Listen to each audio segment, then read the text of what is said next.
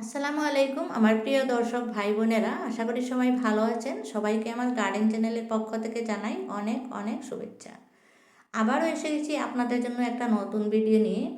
আজকের ভিডিওটা হচ্ছে ঘরে থাকা চাউলের বস্তা দিয়ে আমি গ্রোব্যাগ প্রস্তুত করে দেখাবো। আমি যেভাবে করে গ্রোব্যাগ বানিয়ে থাকি ঠিক সেইভাবে আপনাদের সাথে শেয়ার করছি। বস্তার যে দিকটা বন্ধ থাকে সেই দিকটা এইভাবে করে একদম জমা করে নিয়ে তারপরে সুতো দিয়ে খুব শক্ত করে বেঁধে নেব। এইভাবে করে গ্রোব্যাগ বানালে এমনিতে বস্তাতে যদি আমরা গাছ লাগাই তাহলে দেখা যায় বস্তাটা একদিকে একটু হেলে যায়, বেঁকা হয়ে যায়, নিচের দিকটা সমান থাকে না। আর এরকম করে বানানোর পরে বস্তাটা একদম সোজাসুজি খাড়া থাকবে, নিচের দিকটা একটু বহল হয়ে যাবে। খুব শক্ত করে বেঁধে দিচ্ছি বন্ধুরা।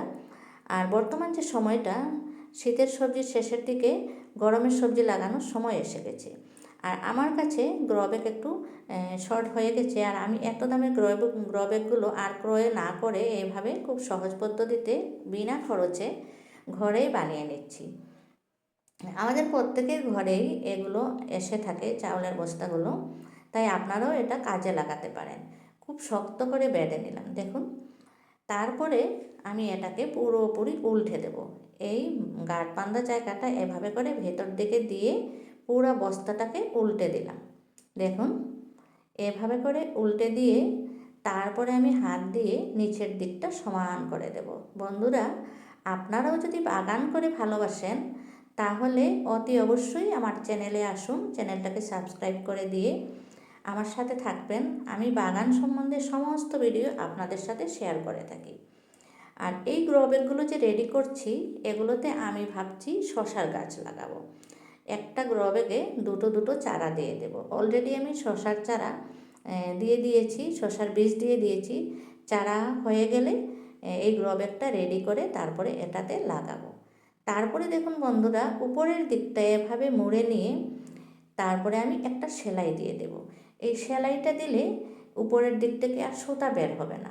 তার আগে আমি গ্রোব্যাগ প্রস্তুত করেছিলাম সেলাই না দিয়ে, তাই আমি দেখেছি অনেক অসুবিধা হয়েছে। পরে যখন আমরা জল দেই বা কাজ করি কিছু, তখন সুতোগুলো খুব অসুবিধা দেয়, সুতোগুলো বের হতে থাকে। আর এভাবে করে মুড়ে মুড়ে সেলাই দিলে জিনিসটা দেখতেও পরিপাটি হবে আর কাজ করেও সুবিধা পাওয়া যাবে। তাই আমার কাছে ছিল একটা বড় সাইজের সুই আর একটু মোটা টাইপের প্লাস্টিকের সুতা। এগুলো দিয়েই আমি বড় বড় করে হেম সেলাই দিয়ে একটু ফাঁক ফাঁক করে সেলাইটা দিলেও কোনো অসুবিধা নেই। হেম সেলাই দিয়ে যেভাবে আমরা কাপড়ের নিচে সেলাই দিই ভাঁজ করে, ঠিক সেইভাবে আমি সেলাইটা দিয়ে গ্রোব্যাগটা প্রস্তুত করে নিচ্ছি। দেখুন বন্ধুরা, কথা বলতে বলতে আমার গ্রোব্যাগের সেলাইটা প্রায় শেষের দিকে। আজকে আমি ভেবেছি 3টা গ্রোব্যাগ রেডি করব। কারণ আমার হাতে মনে হচ্ছে সময় এত নেই। একটা তো রেডি হয়েই গেল, দেখুন কত সুন্দরভাবে দাঁড়িয়ে আছে। এভাবে বানালে ঠিক এইভাবেই দাঁড়িয়ে থাকে গাছগুলো। আর 1 বছর 2 বছর তো চলবেই। যদিও 2 বছর না যায়, একটা সিজন গেলেও আমাদের ক্ষতি কী? বিনা খরচে ঘরে থাকা বস্তু দিয়েই হচ্ছে। একটা করে নিয়ে আমি খুব তাড়াতাড়ি করে আরেকটা আপনাদের করে দেখাচ্ছি। আমি এগুলোতে এই গ্রোব্যাগগুলো যখন রেডি করব, ভিতরে কি দেব, কোন স্তরে কি দেব আপনাদের সাথে আমি শেয়ার করব।